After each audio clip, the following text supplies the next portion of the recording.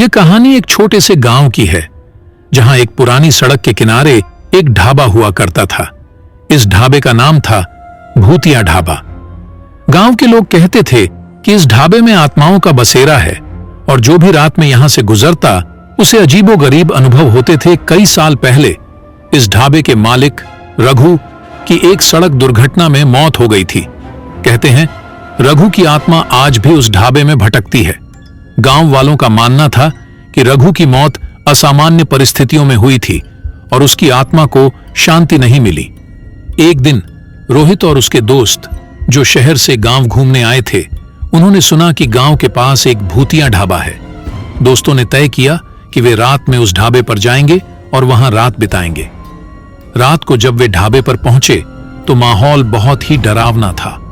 ढाबा पुराना और खंडहर जैसा लग रहा था। उन्होंने ढाबे के अंदर जाकर देखा कि वहां कोई नहीं था। अचानक एक ठंडी हवा का झोंका आया और दरवाजे अपने आप बंद हो गए।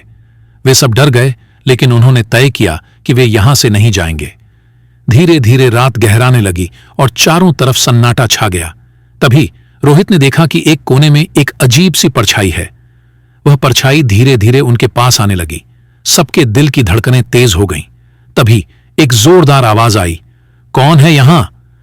रोहित ने हिम्मत करके पूछा, आप कौन हैं? आवाज ने जवाब दिया, मैं रघु हूं, ये मेरा ढाबा है, यहां से चले जाओ, नहीं तो अच्छा नहीं होगा।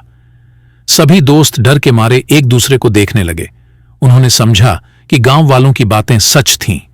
बिना समय गवाए वे सब ढाबे से बाहर की तरफ भागे। जैसे ही वे बाहर निकले, दरवाजे अपने आप बंद हो गए और ढाबे से एक जोरदार चीख की आवाज आई। अगले दिन रोहित और उसके दोस्तों ने गांव वालों को सब कुछ बताया। गांव वालों ने उन्हें समझाया कि इस ढाबे में जाना सुरक्षित नहीं है और रघु की आत्मा को परेशान नहीं करना चाहिए। इस घटना के बाद रोहित और उसके दोस्त कभी भी उस भूतिया ढाबे के पास नहीं गए और गांव वालों की बातों को गंभीरता से लिया।